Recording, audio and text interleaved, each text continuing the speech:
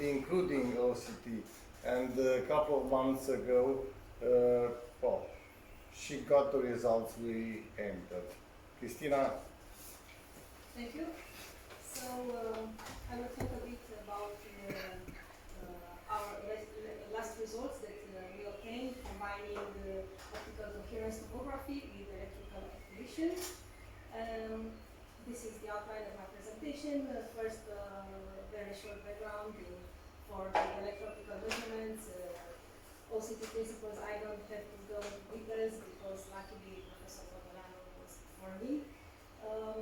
Then methods that I used with the instrumental setup, signal extraction, data processing, the results obtained, and the conclusions. As Professor Polonschii mentioned yesterday in his talk, surface plasma resonance can measure both the capacitive and Faraday currents, as was previously demonstrated, and this can lead to obtaining the electrochemical impedance data based on optical measurements. As you can see here, there is a very good agreement between the plasmonically obtained impedance and the conventional one. When performing surface plasma resonance in imaging mode, you can obtain a novel technique called surface plasma resonance microscopy, and used in combination with electrical fields, we can obtain two-dimensional impedance maps with higher optical resolution that depends on the propagation length of the surface plasma, the pixel area, and optical magnification. So we built this device to allow us to measure electrical properties of the cells. We obtained 8 simultaneous directions of illumination and 8 simultaneous incidence angles, and we have an FPGA embedded image processing for these measurements. We are able to measure between a few hertz and 10 kilohertz. And this led us to label-free differentiation between dead and alive cells. Because we have this limitation of the spatial resolution, because of the plasma propagating length, which is way bigger than the diffraction, we try to use a different type of illumination for surface plasma resonance, and this is the angular DRP illumination. And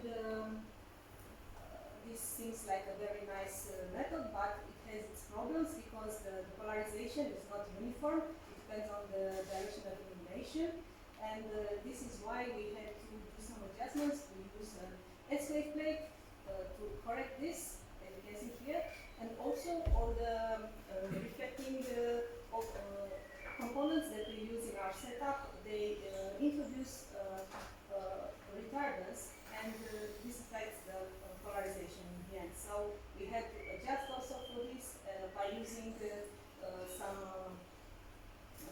novel optical geometry.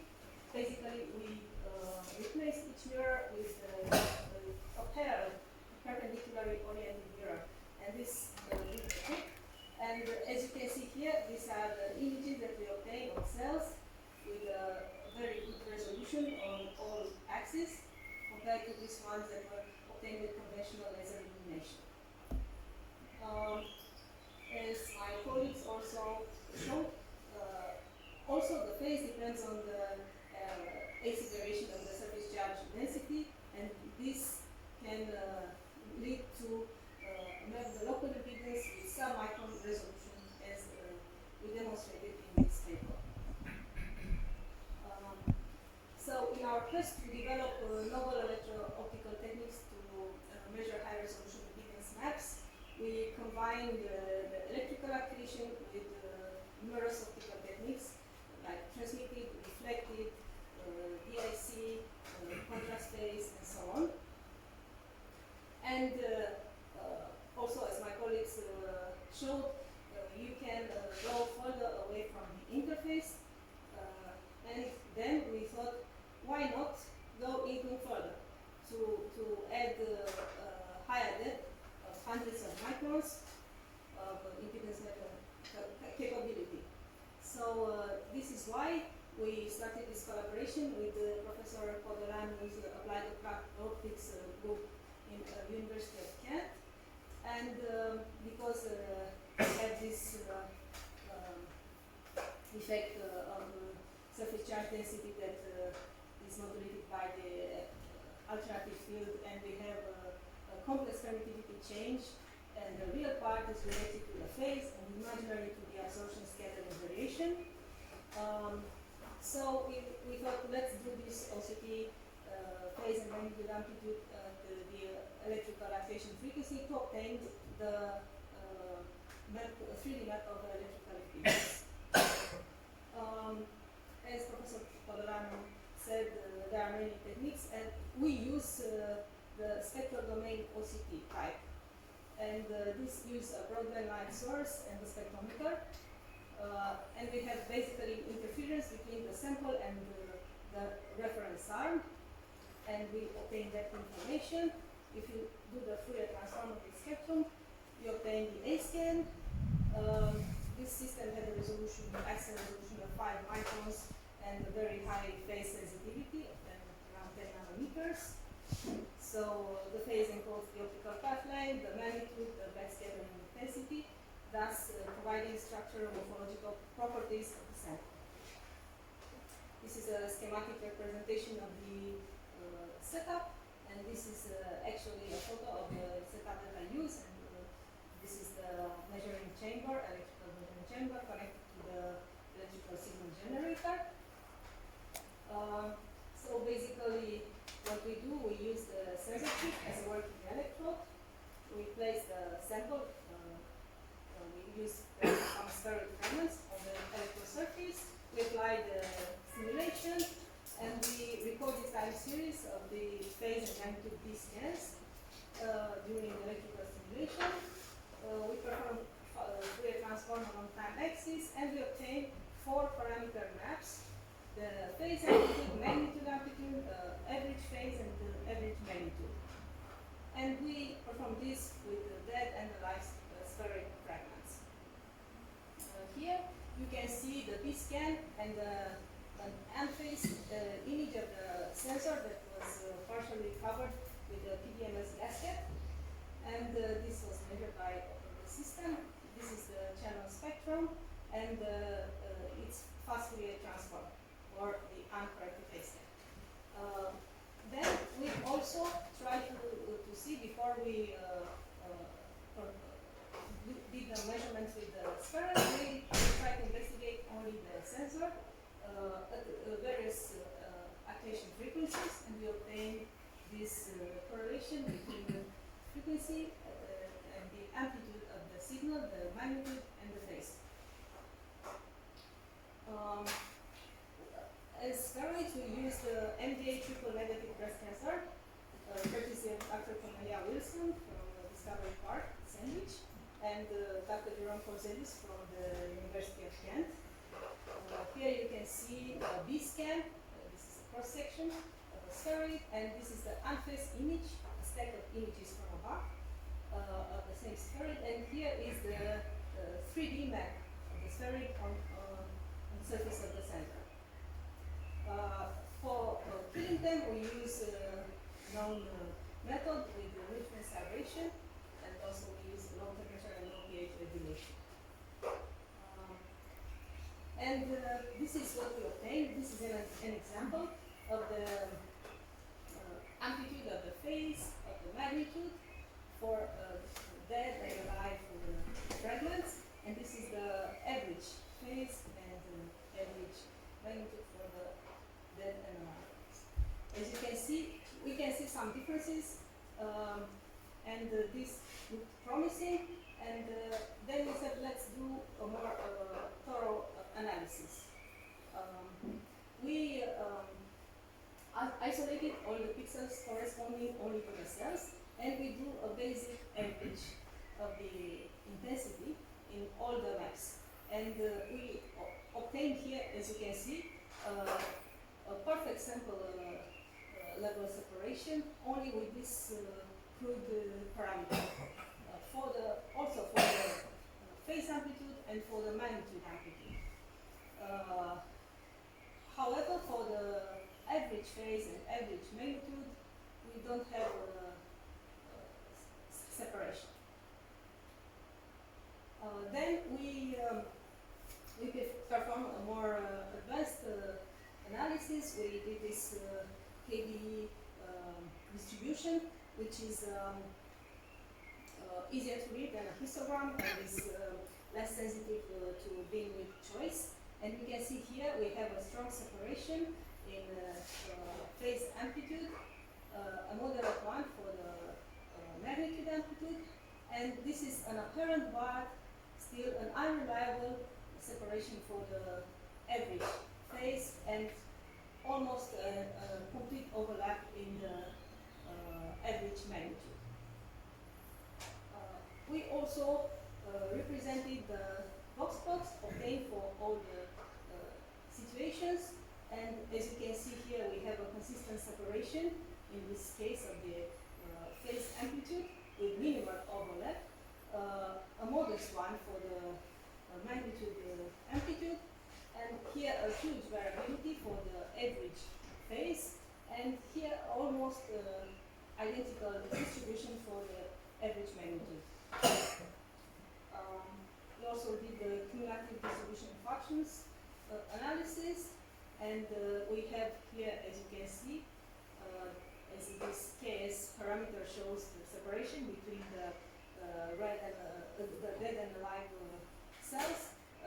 For the phase of the amplitude, we have a consistently separated, a modest separation for the amplitude of the magnitude, and here it seems that we have some separation, but this is misleading because it's all over the place.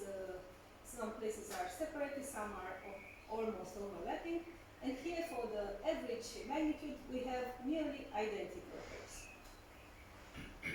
We also did this ROC analysis, and we plotted the sensitivity versus specificity for each parameter. And as you can see here, this parameter, the amplitude of the phase, is the best one because if the curve is almost touching this corner, means that it's almost perfect separation. And the same for the amplitude of the magnitude is a moderate AUC, and also this is unreliable because we have the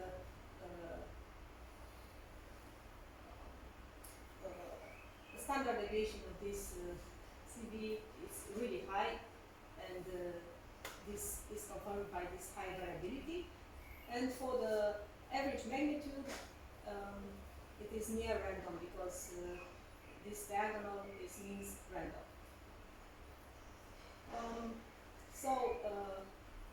Basically we have perfect separation for these two parameters, the amplitude of the phase and the magnitude. The average phase is highly variable, and the average magnitude is basically random. This means that these structural differences between dead and alive spheroid fragments are below OCT sensitivity. Basically, we have no discrimination. And because of this large variability, the average phase is unreliable. We thought, okay, if we combine two classifiers, the average, the phase amplitude and the magnitude amplitude, would this be better? And we did a logistic regression, and we obtained a marginally better result. You can see here the green curve compared to the blue dotted one of the phase amplitude. This is a summary of all the results, and the conclusion is that the phase amplitude can be used as a primary discriminator, the magnitude amplitude as a secondary one, and if we combine these two, this is marginally better. The average phase is unreliable, and the average magnitude gives us nothing. So in conclusion, the electrically driven OCT phase response robots with simulates that from isolated fragments. We have perfect per sample separation across all independent experiments for both amplifier phase and magnitude. Probably because structural differences are below OCT sensitivity. Also, the phase was unreliable because of unwrapping. Perhaps we can improve that next. The combined two parameters, phase amplitude and the magnitude amplitude, is stable and cross-experiment validated and should be the one to use. So this method can be applied to label-free viability screening in high-throughput workflows, and in our future work we will extend to 3D depth maps and maybe larger sample sets. And in the end, I would like to acknowledge the Sir George Yakovescu Fellowship Fund and the Biosense project. And also I would like to thank to my colleagues and thank you. Thank you, Cristina. Now it's your choice if you would like to ask now, please do. Yeah, now I'm sitting down, so now I can ask. Excuse, you have these ways of discriminating. Do you also know what it is that you are discriminating? Is it like membrane integrity or something like this, you think? Yeah, well, just a second. Yeah, even if the spheroid fragments are dead, they maintain this structural integrity. I read studies that they said they killed them with DMSO and whatever, and they still kept this 3D structure.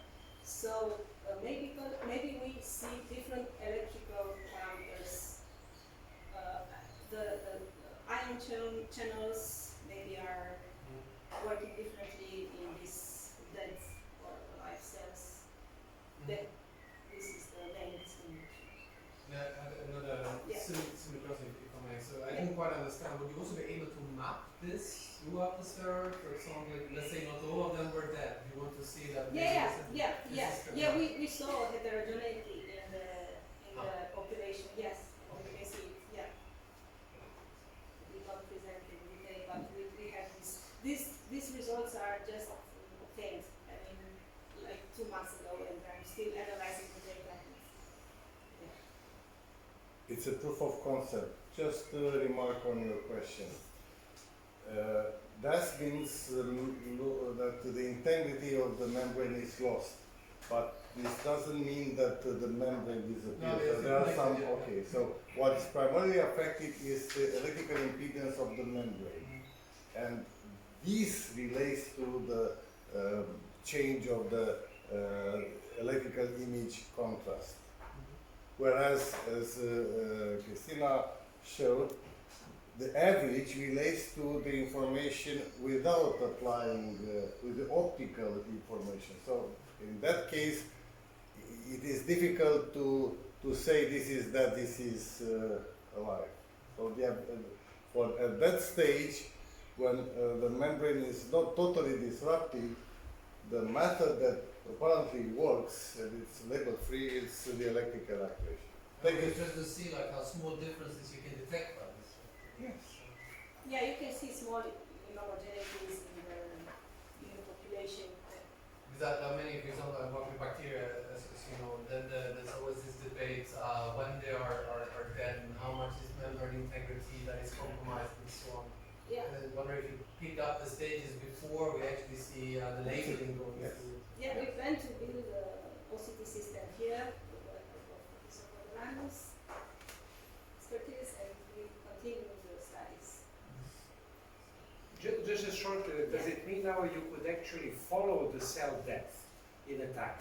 Yeah, I mean, for So you these do the maps, recording for a longer time, so you can see which Yeah. cells that all came in because they're in a biodynamic cell. one measurement takes 1 second.